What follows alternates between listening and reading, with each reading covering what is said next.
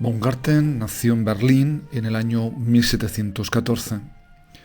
Se formó en la Universidad de Halle, donde estudió teología, filología, poesía, retórica y sobre todo la filosofía de Leibniz. Baumgarten tiene el mérito de haber sido el primero en el año 1735 en proponer el término estética para referirse a la teoría de la sensibilidad o del conocimiento sensible, basándose en el adjetivo griego aesthetikos, y lo hizo al final de este texto que vemos en la imagen titulado Reflexiones filosóficas en torno al poema. En realidad su tesis, escrita en latín, como era habitual en los textos académicos del momento. Una tesis terminada cuando Baumgarten tenía apenas 21 años de edad. Leamos lo que Baumgarten comentaba en ese escrito. Los filósofos griegos y los padres de la Iglesia ya distinguieron siempre, cuidadosamente, entre aistheta quiere decir las cosas percibidas, y nonta, es decir, las cosas conocidas. Seguimos leyendo un poquito más abajo, en la última línea de ese mismo párrafo, donde empieza con sunt ergo. Por consiguiente, nonta, es decir, las cosas conocidas, deberán serlo por una facultad superior como objeto de la lógica. Las cosas percibidas, aistheta, deberán serlo como objeto del conocimiento propio de la percepción. Epistemes aesthetiques o estética.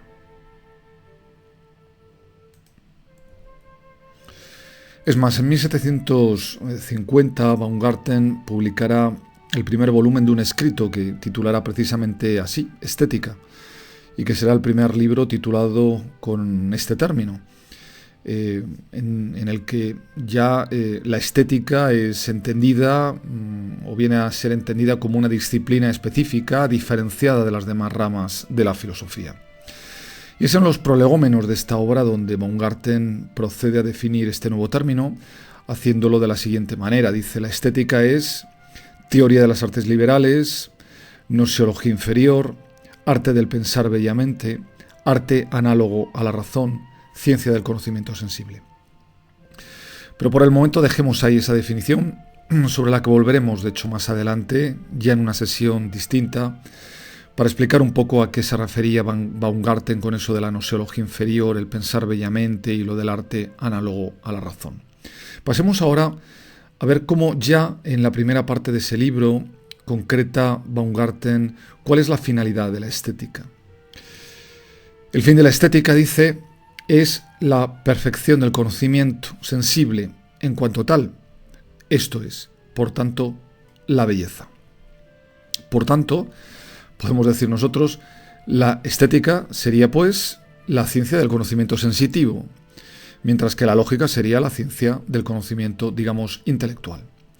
Creo que es conveniente señalar que el proyecto de estética de Baumgarten quedó incompleto, pues Baumgarten murió joven, a los 48 años de edad, y solo pudo publicar un volumen más de su estética, este que vemos en la imagen y que vio la luz en el año 1750. Dos volúmenes que en todo caso sirvieron para vindicar la estética como disciplina autónoma, lo cual sin embargo no quiere decir en absoluto, y como ya hemos ido viendo a lo largo de todo este curso, que a lo largo de la historia de la filosofía no hubiera habido ya infinidad de observaciones sobre qué es lo bello y sobre la teoría de las artes, evidentemente.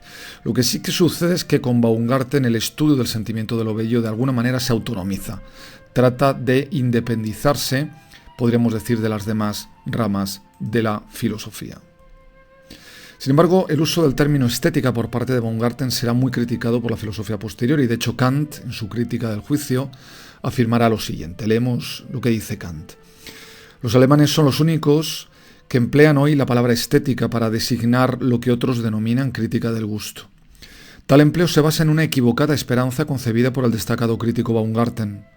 Esta esperanza consistía en reducir la consideración crítica de lo bello a principios racionales y en elevar al rango de ciencia las reglas de dicha consideración crítica.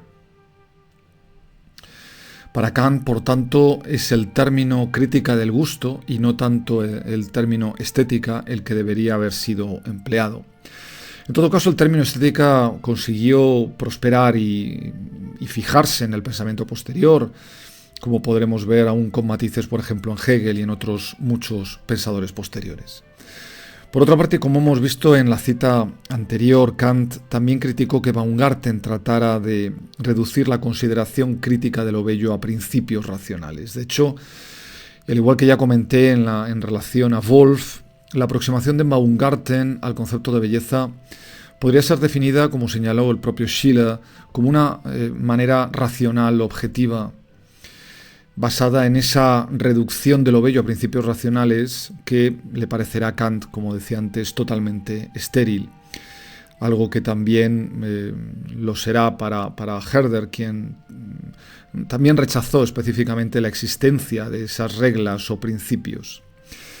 De hecho, y al contrario de lo que va a plantear Baumgarten, para Herder la estética debería centrarse en comprender la obra de los artistas y nuestra experiencia de sus obras, pero sin decirles a estos lo que tienen o no que hacer, algo que en el fondo Baumgarten sí que trató de hacer.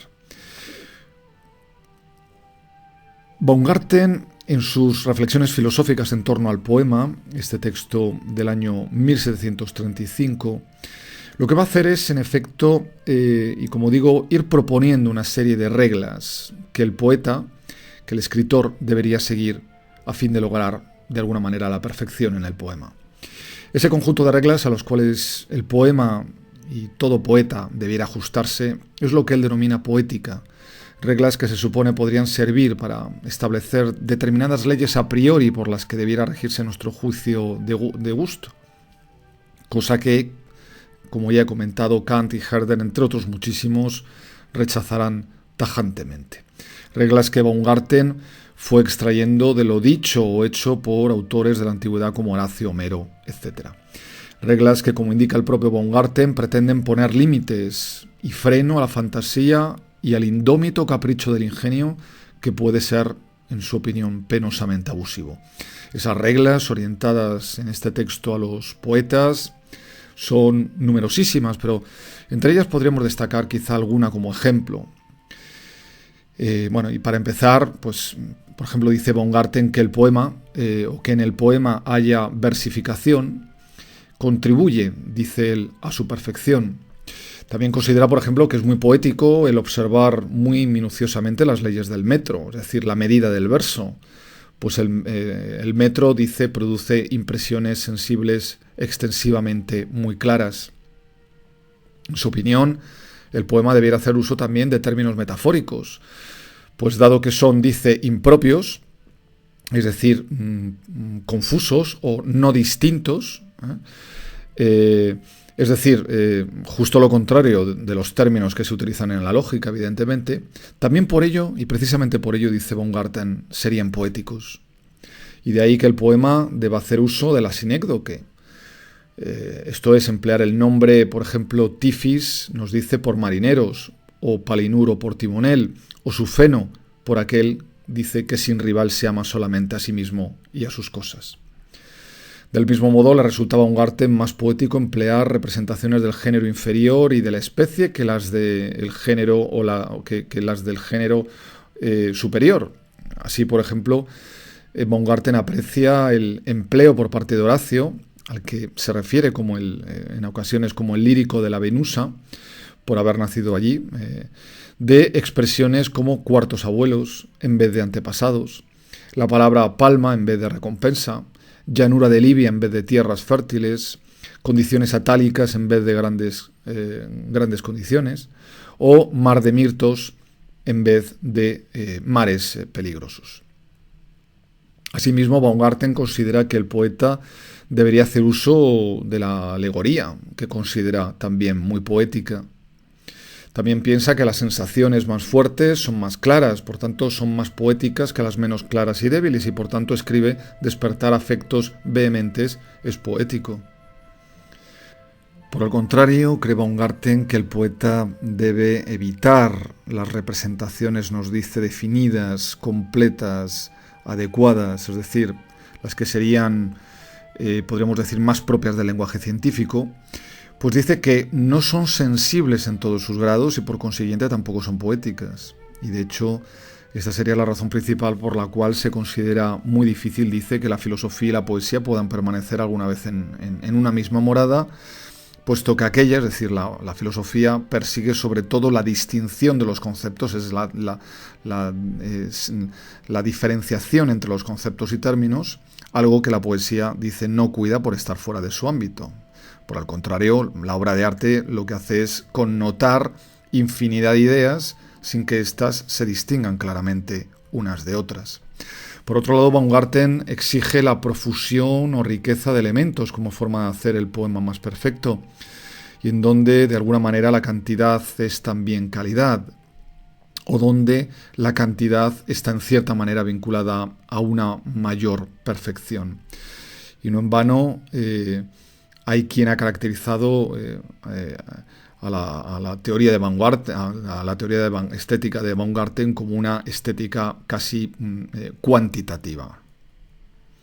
Una profusión de elementos que tendría que ver, dice él, con la viveza, otra de las cualidades necesarias en el poema. Así escribe Baumgarten: decimos que es vivo aquello en lo cual se ofrece la percepción de muchas cosas variadas, sean simultáneas o sucesivas. Es decir, el poema debe ofrecer muy variadas percepciones, tanto en su sonido como en las cosas que señala. Aunque en todo caso, no lo olvidemos, toda esa variedad, en opinión de Baumgarten, debe ser compatible siempre con la simplicidad y la unidad, y de hecho la unidad sigue siendo también para Baumgarten un elemento fundamental en la perfección del poema. Pero también entra Baumgarten a indicar algunas cuestiones acerca de los contenidos de las obras, y así, por ejemplo, dice que vaticinar es lo que más adorna al poeta, es decir, que la inclusión de vaticinios en el poema podría incrementar su belleza. También recomienda la consignación en el poema de elementos que promuevan la virtud y la religión, que aunque no serían imprescindibles para la belleza del poema, Baumgarten considera que, como integrantes cualesquiera que somos de la ciudad divina, dice, estamos obligados a consignar en poemas aquellas cosas que promuevan la virtud y la religión. Otro aspecto muy interesante es que Baumgarten considera que las representaciones particulares son poéticas en su nivel máximo, es decir, que la poesía lograría su objetivo retratando a los individuos en circunstancias particulares más que moviéndose por generalidades y abstracciones.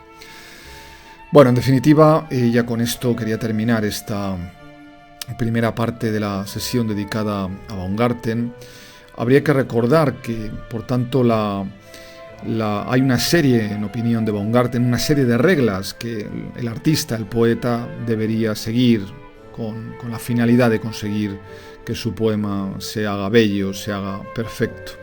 Algo que evidentemente, y como he ido comentando a lo largo de esta presentación, será considerado y rechazado tajantemente por Herder o por Kant y por otros muchísimos teóricos y filósofos interesados por los aspectos estéticos.